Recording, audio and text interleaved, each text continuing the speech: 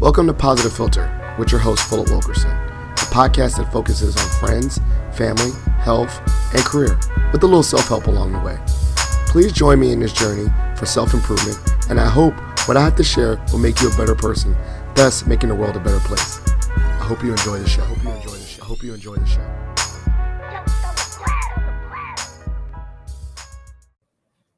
Hello, people of the world. It's Philip Wilkerson back with another episode of Positive Philter. I'm joined by a special guest.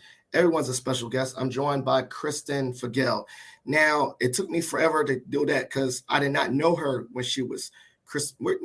You were not. What was your maiden name, Kristin?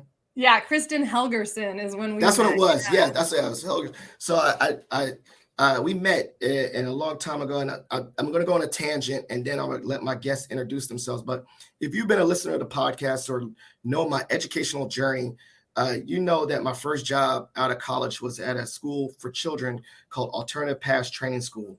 It was in that school that I met such amazing people, including Kristin. And I've had a lot of the actual, I guess, alum or people, we call ourselves alum of that school, on my podcast. Mike Idris, Rashad, it was a really Hillard, Justin. This was a very special time. This was my first job out of college. And so because of that, I've met so much amazing people. And one of those people is our guest today, Kristin. So before we get into the episode, Kristin, give a little bit of overview who you are, and we'll go right into it. Yeah, thank you so much, Philip, for having me here. I'm so excited to see you and chat with you. It has been so long. And like you said, way back to APTS time, I was just out of grad school. I think you were just out of undergrad, maybe. Yeah. So we were both just starting on our professional journeys of life. And look how far we have come since then. So APTS, that was my first job out of grad school. I am a board certified behavior analyst, BCBA. For short. So my education and training was all in psychology and behavior analysis. I went to George Mason for my undergrad in psychology. And while I was there, I discovered the field of behavior analysis. I worked with families with kids with autism and did in-home behavior therapy. That's how I was totally exposed to the field. I fell in love with it. I fell in love with the science and what an impact it could make on these children's lives, the family's lives, everyone's lives. So I decided to go for my master's in that. So I did my master's down at Florida Tech right after undergrad. So I got my master's in applied behavior analysis, became board certified after graduation, and came back to Virginia. And that's where we met. And that's where we worked together at that amazing school. And so much was learned there. Looking back, it was a wild time. Everyone was kind of fresh out of school, learning a lot of hands-on experience. I completely, in hindsight, admit and talk to other people in the same boat about being such a know-it-all coming out of school, and especially fresh out of grad school, thinking that, I just have spent 2 full years studying and reading and memorizing things and learning all the research, and I know what I'm doing. And what a shock that is into the real world when you get into a real life experience. So it was an amazing experience. I look back on it and think, wow, if I had that job right now, how different it would be, or what things I would do differently. But it was a great experience. And like you said, we met so many people that are some of my best friends still to this day. And it was an amazing time. So I still am a BCBA. I still am a board certified behavior analyst. Since then, Virginia created a license in the state. So I'm also a Virginia state licensed behavior analyst. That happened about 10 years ago now, 10 or 12 years ago at this point. So when I first graduated, there was not a license in the state of Virginia. So that's a big change in our field. So that's who I am and what I do in terms of background. That's a great overview. And a mom, a wife, all those other things too integrated. Yes. And, yes. Business owner, mom. All that. Yeah. You were just doing the tip of the iceberg of all that. I just got in the education stuff. I have 2 kids. I think they're really close to your boy's age because I know Kurt and Bennett are almost the same age. Yeah. And then my daughter is 6.5. So I think they're right on. Close. Right very in close. There. Very close. Very close. Yeah. I'll say this right now. One, I would not do that job again. I was always jealous of the behavior. I was a behavior facilitator. I don't remember, but I was always jealous. I was like, man, they come in, they tell us to do some behavior modification and bounce, and then we get our tail whipped. You know what I'm saying? like I'm like, it was like, you know, did this student put his hands by your side or something? I was like, I don't know. I'm getting my ass whooped. You know what I'm saying?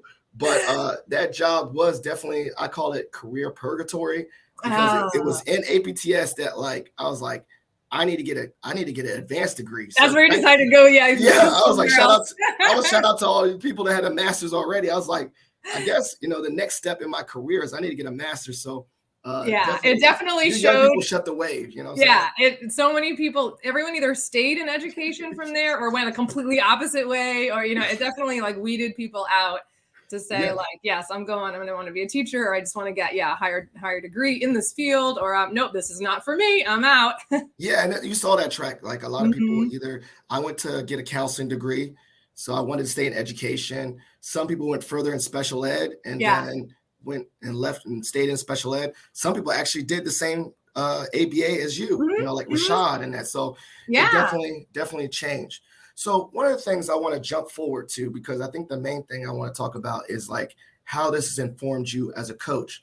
Talk a little bit about your coaching, the coaching experience and all that, because I want to get into how, while you're doing ABA, this is kind of applied to everybody. So go ahead.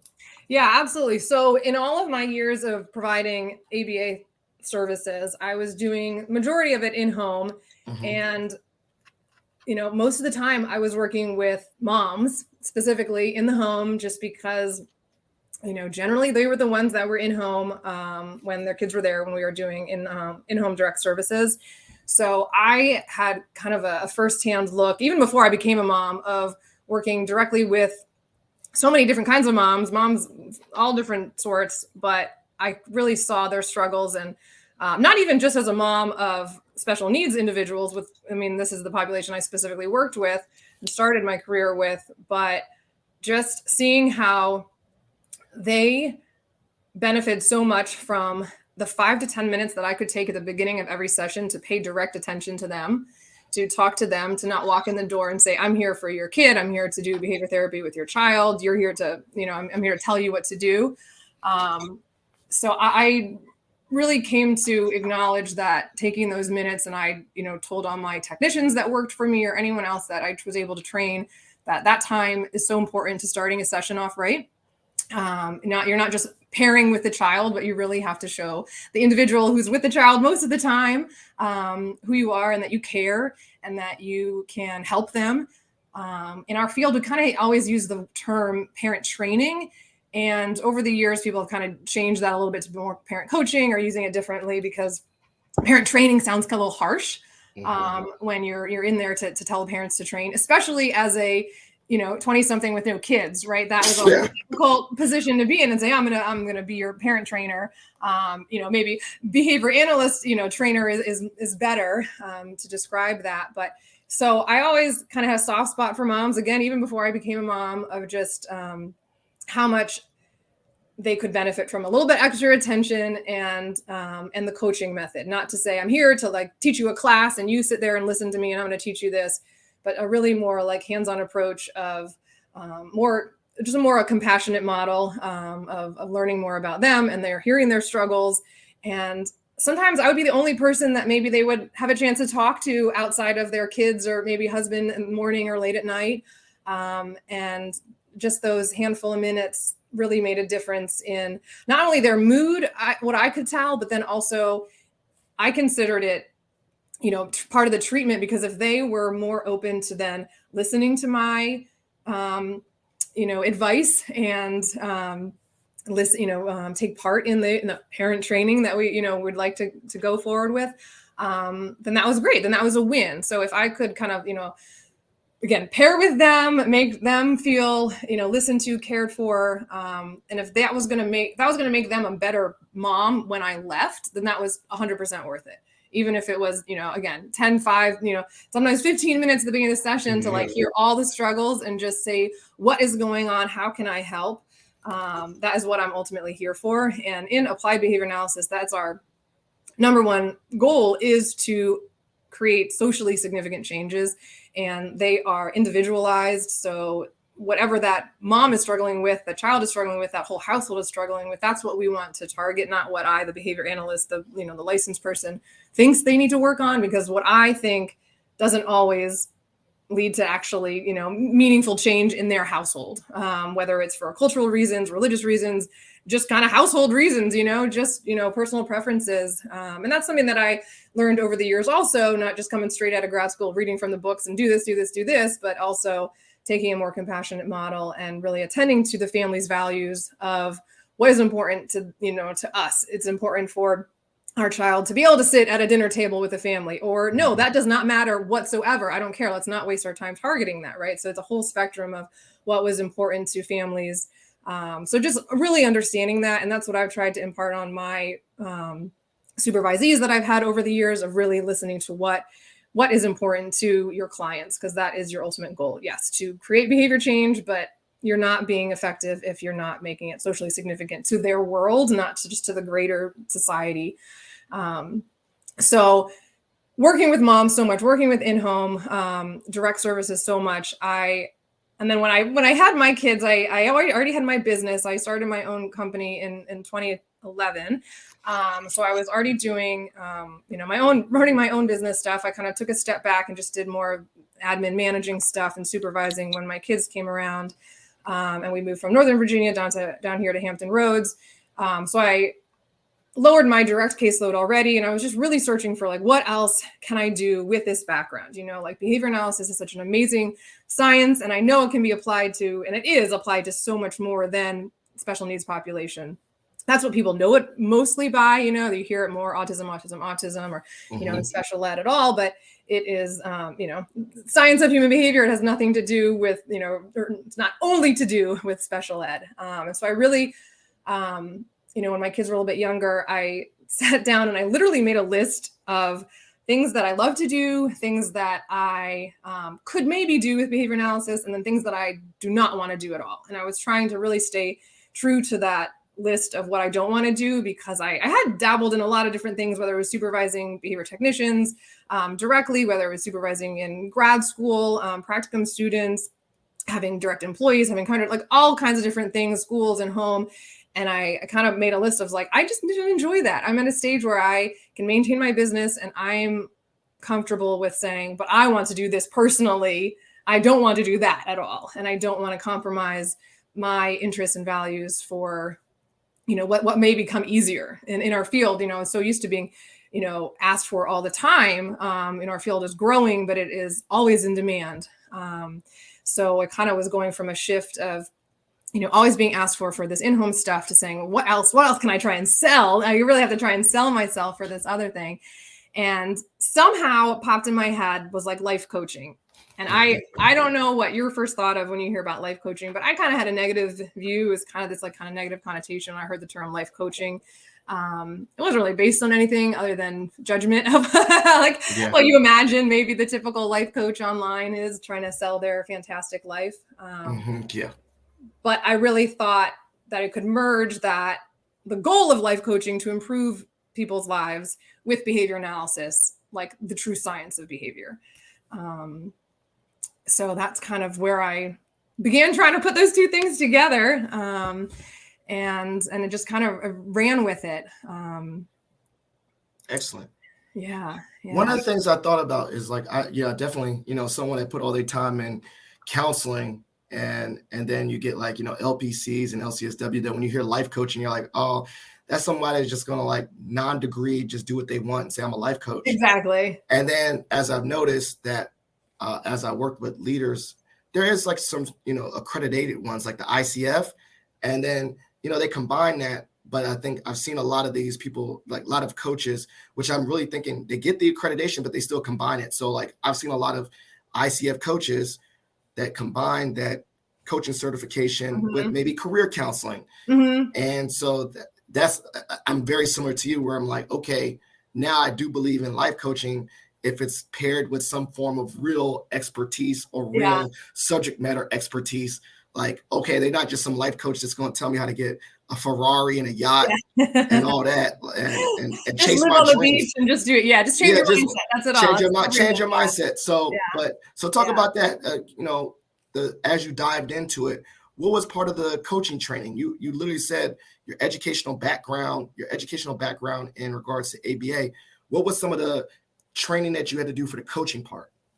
Yeah, so I'm not a licensed coach by any means. I have not gone through any life coaching certification classes. I have leaned hard into my behavior analysis training and experience in that area. And so what I did increase in terms of education is taking more classes and working with people with in the area of acceptance and commitment therapy. So that's called ACT, ACT, acceptance and commitment therapy, sometimes referred to as acceptance and commitment training. And this was developed by a behavior scientist in the 1980s, really researched into the 90s, and it is becoming really huge. And it was based on a functional approach to language. It is very in line with behavior analysis. The main goal of ACT is to increase your psychological flexibility, so you're more ready to respond to what happens in your life.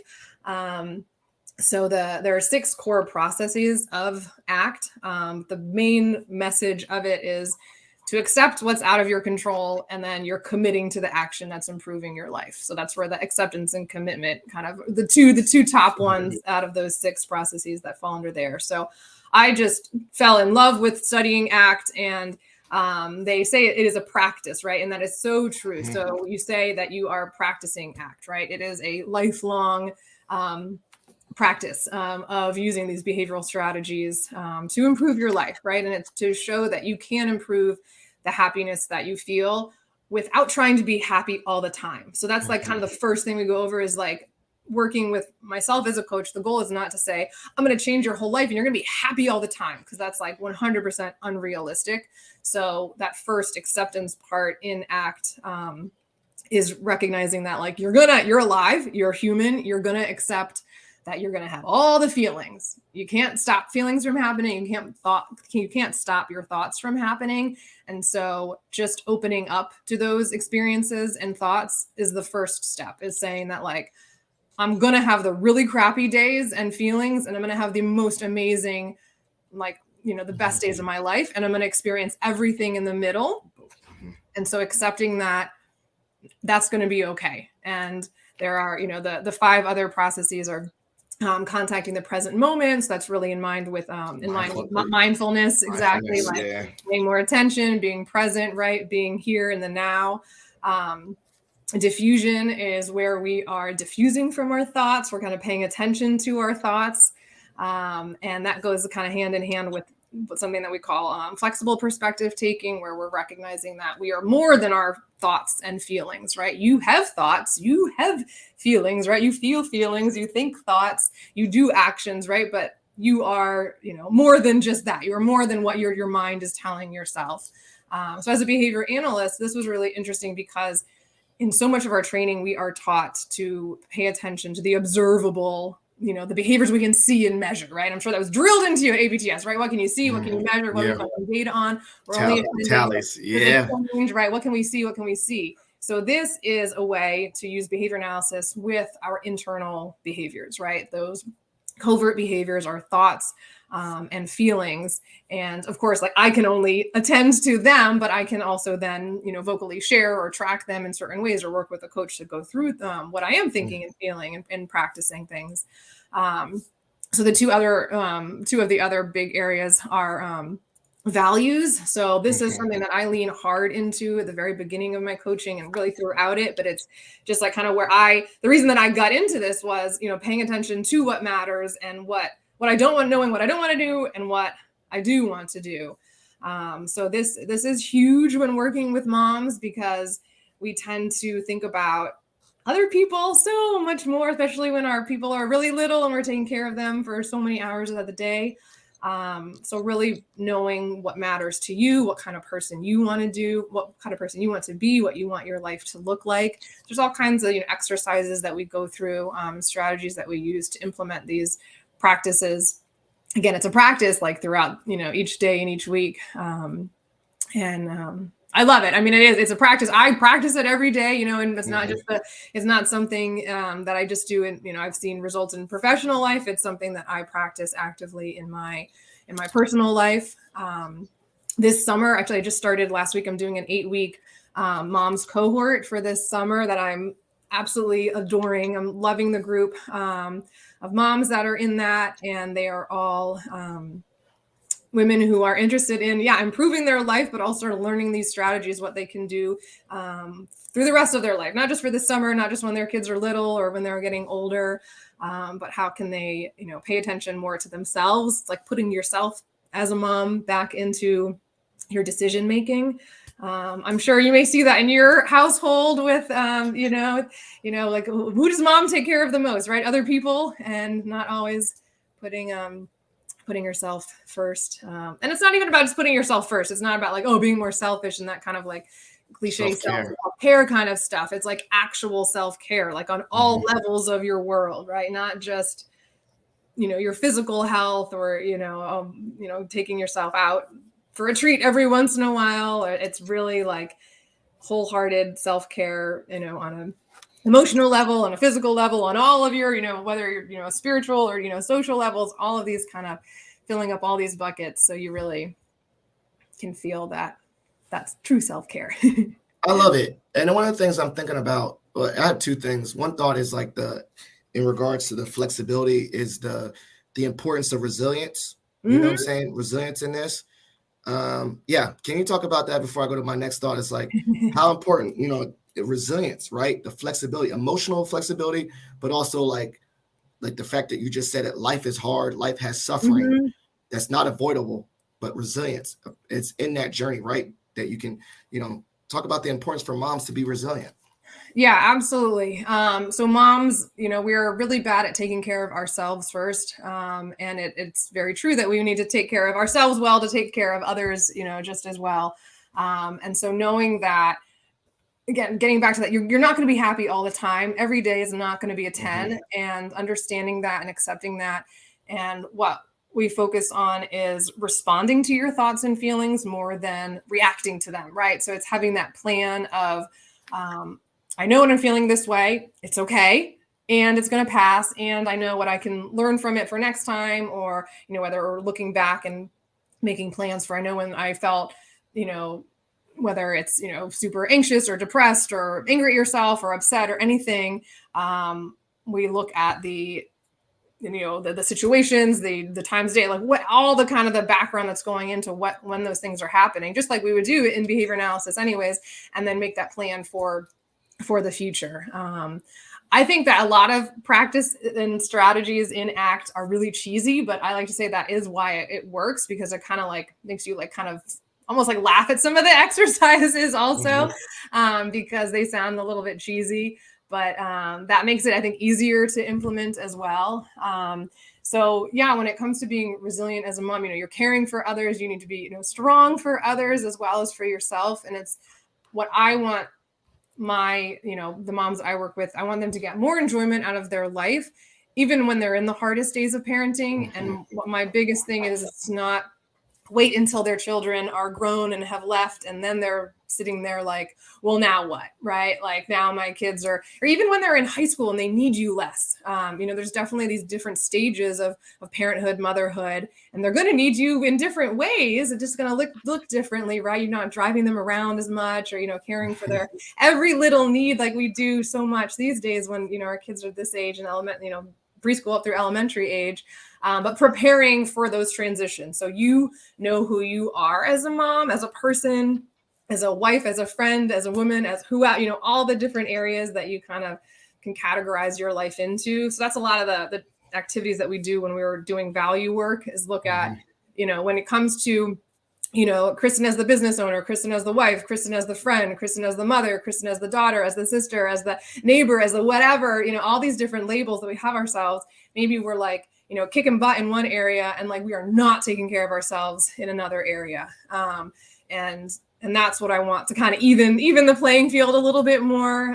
So they're actually getting enjoyment out of their life. So when the kids are going through those transitions, needing you less, or actually leaving the house, you still know at your core that who you are and what you want your life to look back on, and to say that, I was making these decisions because I cared a lot about being, a present mother, or, a responsible business owner, or, a loving parent, a caring spouse, whatever these descriptions you can put in for those core values.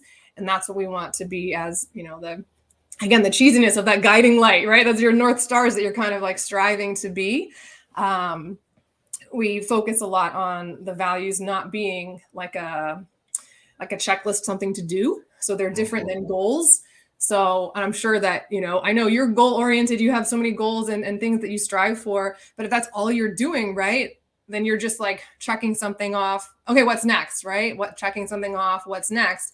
But we want to like, enjoy the journey also, kind of like putting that like enjoyment and doing it. Like I'm doing this because I love this and I want to be a good be impactful. Yeah, be impactful. Yeah. I mean, I do the cheesy stuff all the time. Like I do the vision boards and all that. Yeah. And writing the letters to myself. I do that. And you're right. Like when I got out of my own head about calling it cheesy and think of it as practitioners or practicing, yeah, it's still cheesy, but like I found the value because it's actually an action, right? So like I've trained myself to do my journaling and gratitude as a practice. Yeah. I trained myself to do my vision board, which is behind me somewhere.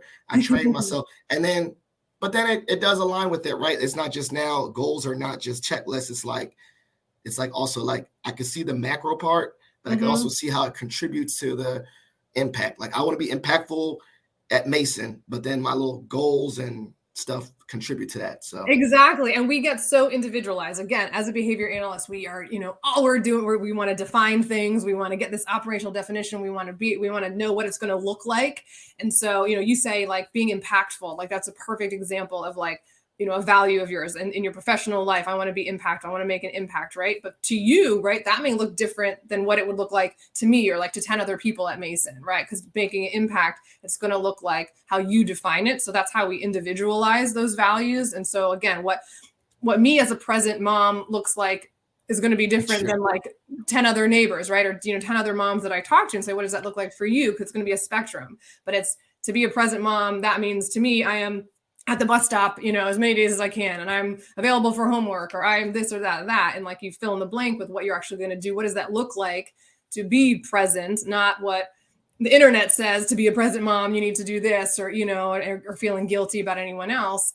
And that's where the confidence increase comes in from, especially for us as moms, to say, I'm confident in myself as a mom because I know that the decisions I'm making are based on those core values of what kind of mom I want to be. Or I'm confident in, the kind of friend I am, or again, whatever kind of like, hat you want to put on, because I know the decisions I'm making are coming from, that core value of like that person that I'm striving to be. We do these, again, the cheesy, like the eulogy exercises, right? Looking at the end of our life. Yeah. I'm sure you've done that, right? Like, how would you want other people to describe you? What did they, they're going to say that, Philip made this impact on me. He always made me feel fill in the blank. I could tell he cared about this and this and this. Those are the words that we want to use to guide our decisions as we move forward. So that's my super goal, that out of, for this coaching with moms is to, give them an improved life, but it's not my life. It's their life. It's an improved, like in their world. It's just giving them these tools and strategies that are truly based in science. And again, getting back to like, they're not just change your mindset. We're not changing your mind. That's a huge area of ACT that we say you're not going to change your mind. You're not changing your mind. You're not stopping your feelings. You're making room for them. You're saying, hey, I noticed I'm feeling really depressed right now. Or I noticed that like this morning, I know I was very angry at something that happened with my kids this morning. You're making room for that. You're not going to try and stomp that feeling down because, like all those exercises that say like, oh, don't think about, right, an elephant, right? All you can think about is the elephant, right? It's the same thing with any thought or feeling that pops up. We want to be able to notice it because that way it's going to move on eventually, right? And, we want to make room, accept it, and say, it's happening. I am more than that feeling. I am more than that thought. I'm noticing it's happening. And that's one of the diffusion techniques, is just to use that simple phrase instead of saying like, I am a horrible mom today. I'm noticing that I'm feeling like I'm a horrible mom today. Just like taking that one step back. So you're not like, again, labeling yourself, I am this. You're saying like, I noticed I had that thought. I noticed I'm having this feeling. And that's just that first step of diffusing from like, we're just paying attention to our thinking. We can't control what's happening in that, crazy mind of ours, but it's going to happen. So we want to take a step back from it. So, I mean, I know this sounds super simplistic, but I heard about like I think about this, right? Was it thoughts? No, thoughts become actions, actions become behaviors over time, and behaviors over time become habits. Maybe it's somewhere in the wrong way, right? Like, yeah, no, it sounds about right. Number one, you got to think about it and then do it over and over and over again because it becomes a pattern, and then the pattern becomes something you do. Oh yeah, then habits become being, right? Like if I do this habit, then it just becomes part of your routine, being, right? Yeah. So like I think about it, right? Like the thought is, I'm a kind person. Then I practice kindness.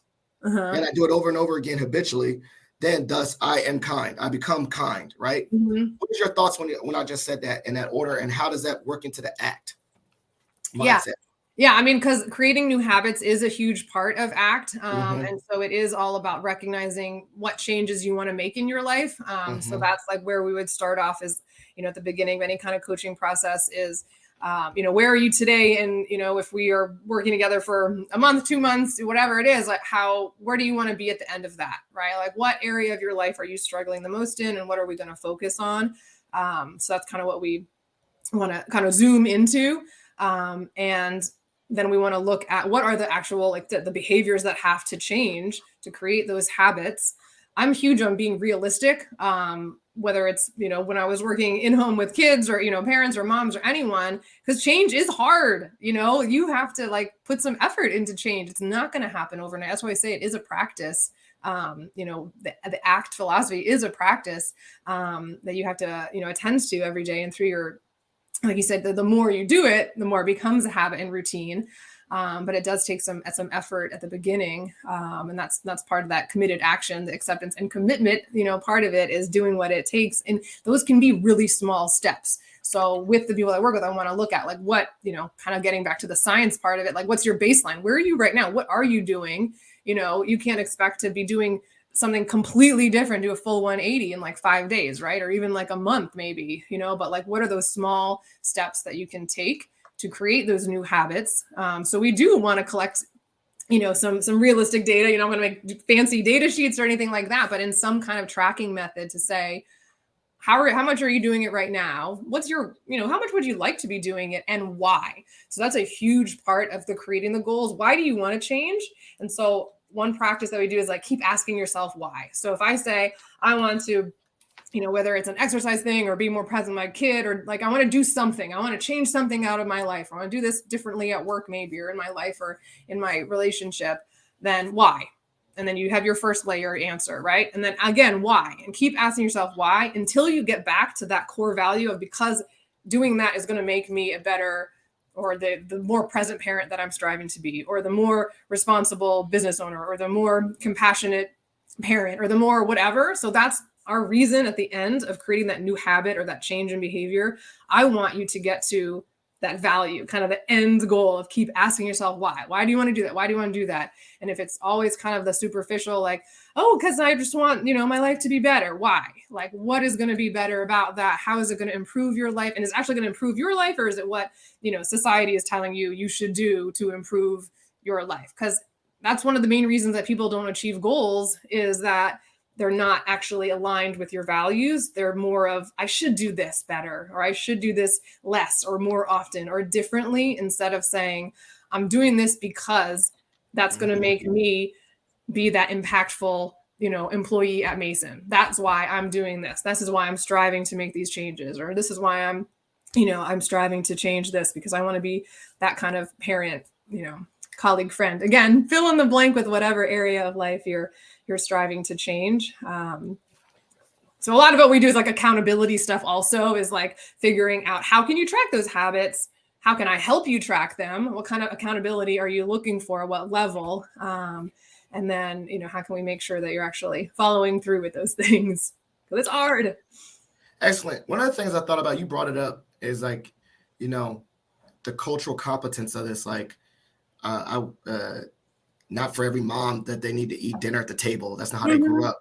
So can you talk to the importance about that cultural competence in this, right? Like the separate identities, and maybe even your examples, like working with kind of moms. Have you had some diverse moms and that shows up like, this is what I thought a mom does as a presenting white female. I work with a different mom is different, a Black mom or a Muslim mom or something like that. So can you talk about how you had to like pivot and make ACT or your coaching adaptable to different cultures? Yeah, absolutely. And it goes back to, all my training in doing like in-home services. It's first and foremost, like what's important to you. Like that's what we wanted to ask, whether we're working with their child, is when we're trying to, I can do any kind of, verbal behavior assessment or, any kind of, functional behavior assessment with their child. But that's just what I see and what's on paper, what they should learn. But again, what is important to their household, to their family, same thing. Like when I'm working with a mom, like what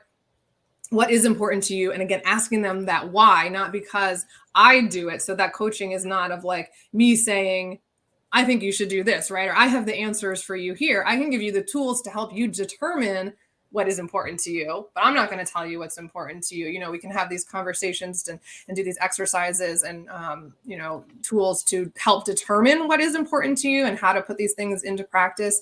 But everyone's household looks different. Everyone's family looks different. Everyone's mind is different. And that is one thing that I've realized, though, no matter, the different types of moms you're coaching, you kind of realize,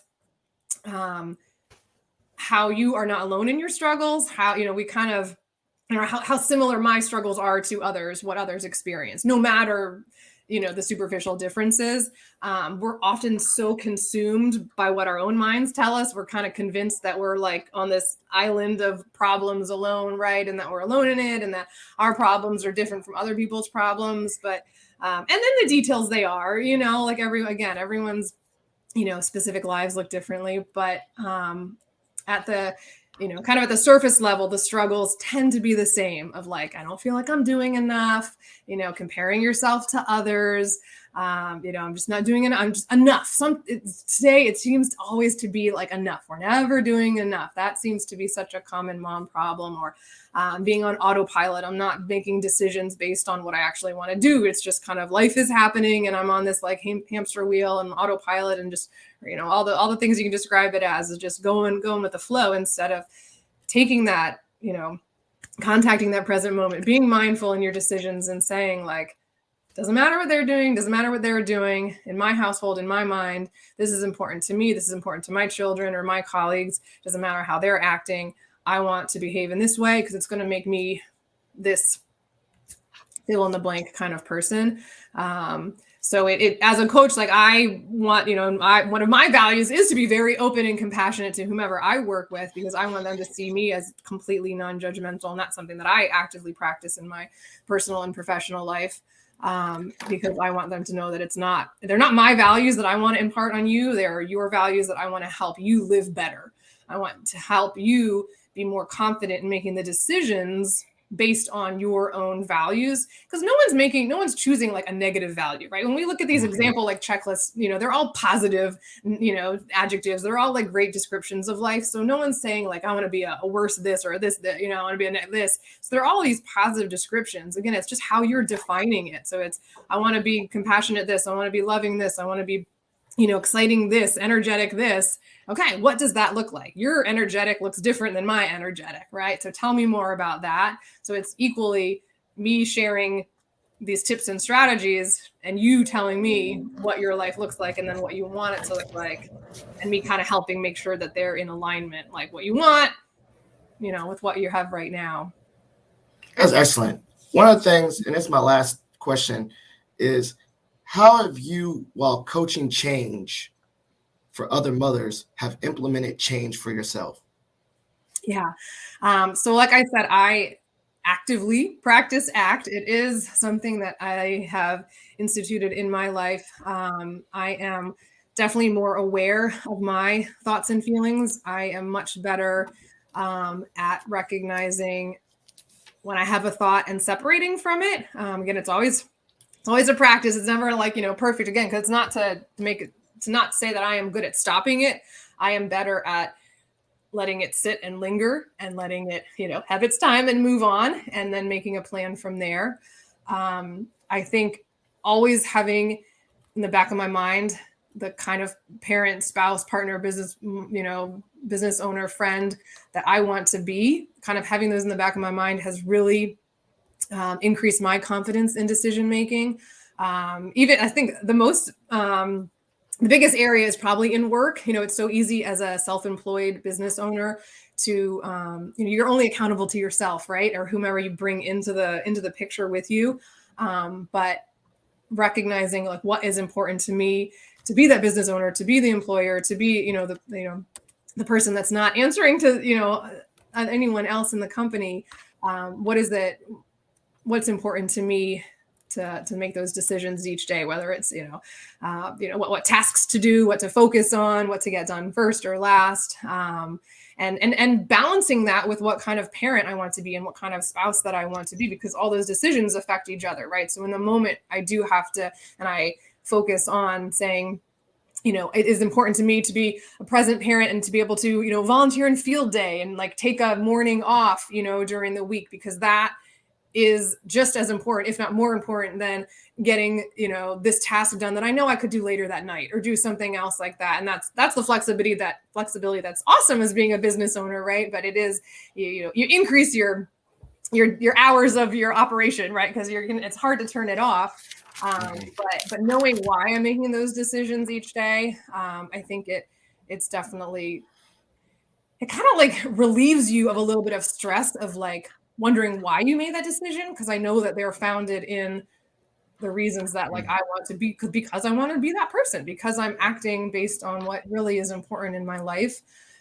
So whether, that's relationships, I think it helps me focus on that a lot. Attending to, if I'm having thoughts about something or feelings about something, that I recognize like, all right, is this helping me really? Is this improving my life? I'm noticing that I'm feeling this way, but like, that's not really, moving me forward. That's not making me, move toward my goals. It's not making me move toward the life that I want to live. So let's see that in this moment, like when it comes up next time, or in these situations that I'm recognizing I'm feeling this way, how can I change that for the better next time, or respond differently, right? We're responding instead of like reacting or trying to shove that feeling down. I love it. Well, this is the part of the show called Shot for Shot. You get to ask me any random question. I ask you any random question. You want to go first? I'll go first. You go first.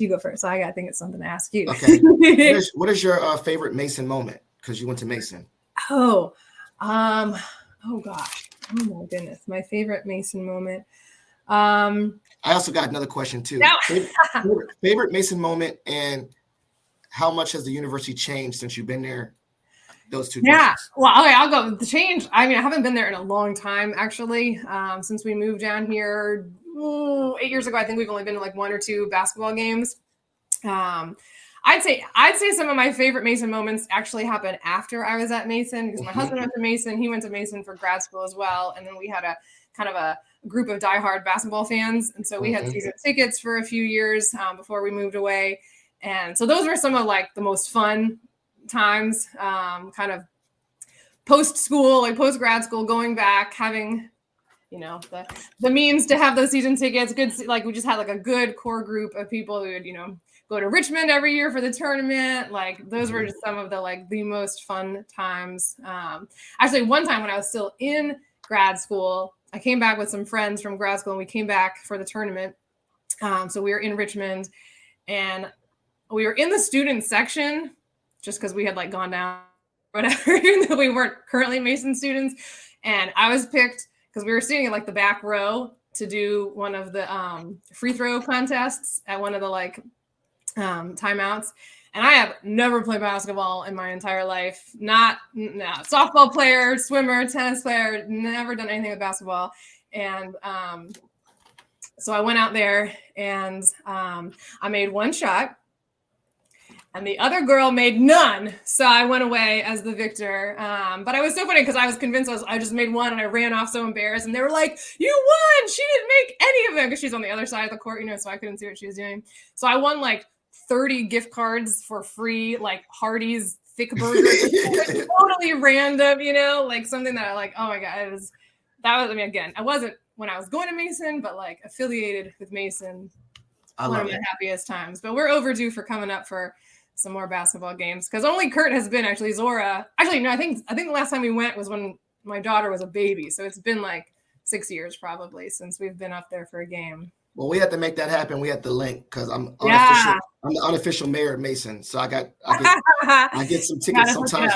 I get some tickets randomly, so we'll make that happen. Yeah, I know. We got to plan for a homecoming next year or something, and have all the kids. I love it. It'll be fun.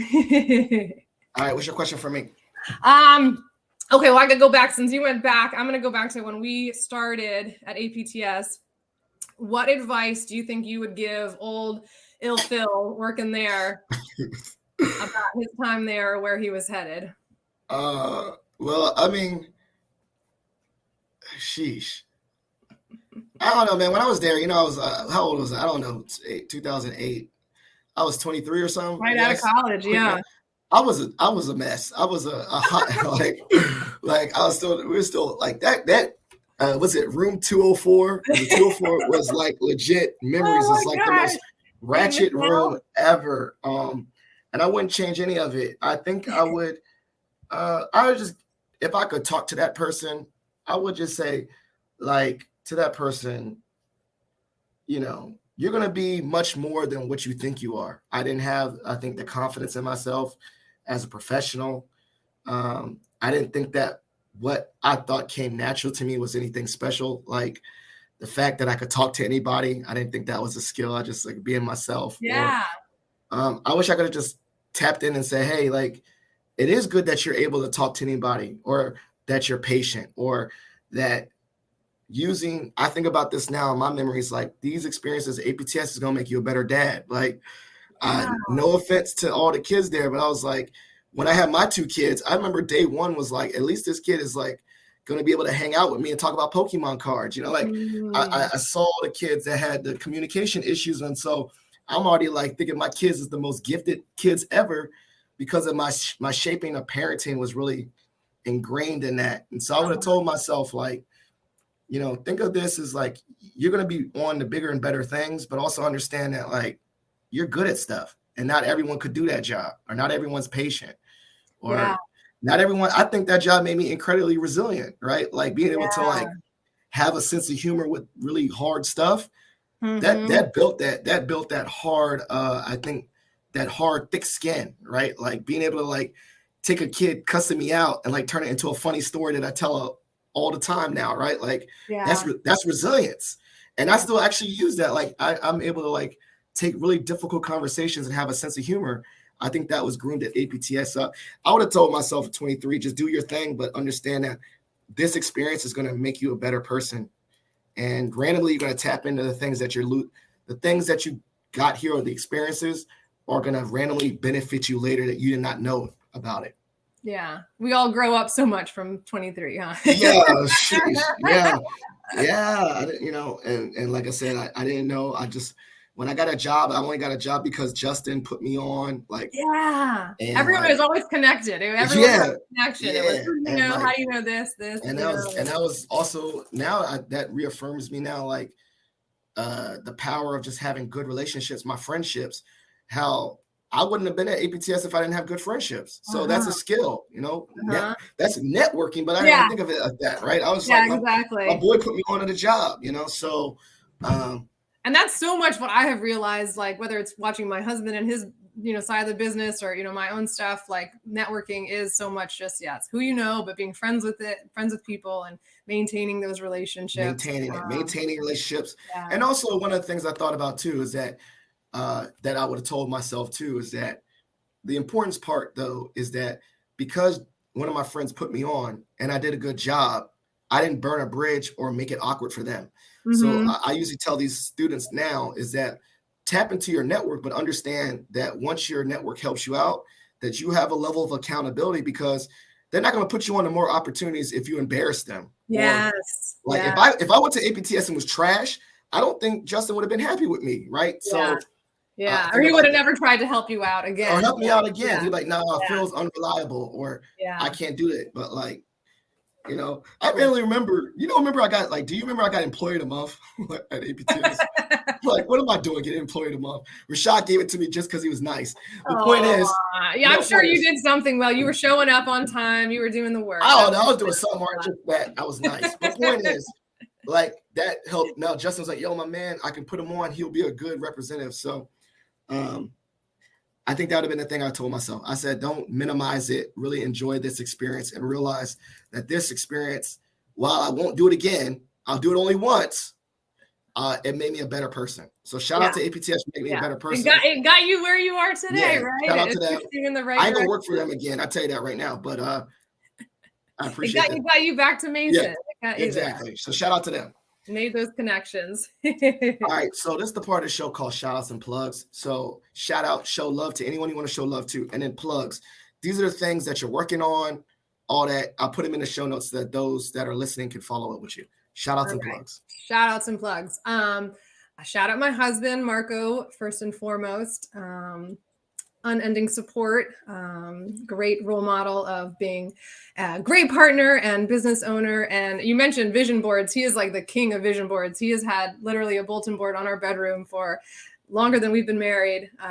So over a decade now of his goals and aspirations. So that helps me moving forward also. And he has a great example for having the vision and moving towards that vision. I wouldn't be here, talking about moms without my two wonderful little kids. As much as they drive me crazy, I know that's part of it, and I love them to death. And I really do enjoy being their mom. And it's a huge part of my values and who I am. Other shout outs, I just want, there's two women that I worked really closely alongside the past couple of years, fellow behavior analysts, Ting Bentley and Robin Moyer, who are also practicing in Virginia. And we kind of created an awesome little cohort of learning and practicing ACT together. So we've really grown professionally and personally together. So I don't think I'd be as far along as I am now without their support and modeling. Plugs. So my website for coaching is just my name, KristinFrigeli.com.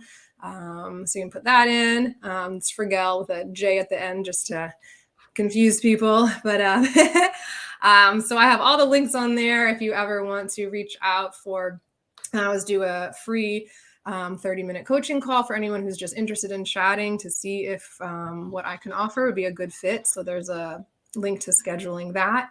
On all the social media stuff, I'm also just my name, Kristin Frigeli, on Instagram and Facebook, LinkedIn, all of those things. Right now I'm in the middle of a summer cohort, an 8-week summer cohort for moms, and it is going really well. I'm loving it. I'm getting some really good feedback. So I'm hopeful to do that a couple times a year, maybe in the future, maybe another fall or spring one coming up. So if that is interested, if you're interested in more of a community coaching, I think that is what I got a lot of feedback on, talking to people that maybe weren't ready for one-on-one coaching, but they loved the aspect of sitting in. It's all virtual, so you're not going to go anywhere. It's still, we do it over a lunch hour once a week. So it's a mix of, sharing our struggles, learning these strategies, but together and really having that supportive community. So I think that is a whole nother amazing layer to the coaching, to do it in a group format. So right now I have 7 amazing moms I'm doing it with. So if anyone's interested in that, you can shoot me a message for a future season of that. I look forward to that. Well, excellent. Well, it's great. I'll put all that in the show notes. Thank you so much for being a wonderful guest. This is, I don't know if this is a long time coming, but it is. Our reunion is a long time coming. I know. We linked up before you moved. I remember that. Remember we linked up before I you have moved one down picture of when Bennett and Kurt, I think they were sitting on your couch, and they were, yes. Kurt is a little bit older than Bennett, but they were still, I think it was 2 years old. So not even younger, because we moved when Kurt was 9 months. And I think he was, when was Bennett born? What month? February. Yeah, I think it was that spring. I think he was really little. I think that was the last time we were together then. Oh my! So we're long overdue. So it's 8 years. You gotta come up this way, or come I know the kids would have a great time together. Yes. And so Or I got to link up when I'm down there because I go down there sometime to the Tidewater. Oh my But God. this Absolutely. been great. I took lots of notes. So you thought I wasn't paying attention. I took lots of notes. I did take lots of notes, and I really appreciate it. And I learned so much about what you're doing, and I subscribe to your newsletter. So I love to read all those things from time to time. So thank you so much for putting out good energy and good content. And just also, I definitely, like you said, vibe with all the things in the infusion of well-being and the work you're doing. So for those that are listening, especially moms, please check out Kristin's resources. I'll put all those in the show notes. Obviously, there's things that are even applicable. If you're a dad out there and you just want to scope it, do it like me and still subscribe anyway, because it might make you a better husband to your wives or partners. I make no assumptions. Absolutely. Partners, whatever you want to say, but definitely support that. Positive Filter listeners, thank you for listening to this episode. The podcast with every episode is dedicated to the memory of my late father-in-law, Jeff Kirsch. So please consider donating to the Jeff Kirsch Anti-Hunger Fund. It's in the show notes of every episode in his memory and for all the work that he did to combat food insecurity in his career. Additionally, please share this episode with a family member or friend. Elevate the podcast. Give it a like, subscribe, a review on Apple or Spotify. That helps elevate the voice of the podcast. Thank you so much for listening. So grateful. And we're out. Thank you for listening to Positive Filter, a podcast that focuses on family, friends, career, with a little self-help along the way. If you enjoyed this podcast, please share it with your family and friends, and like the Facebook page, Spreading Positivity of Movement. Thanks for listening.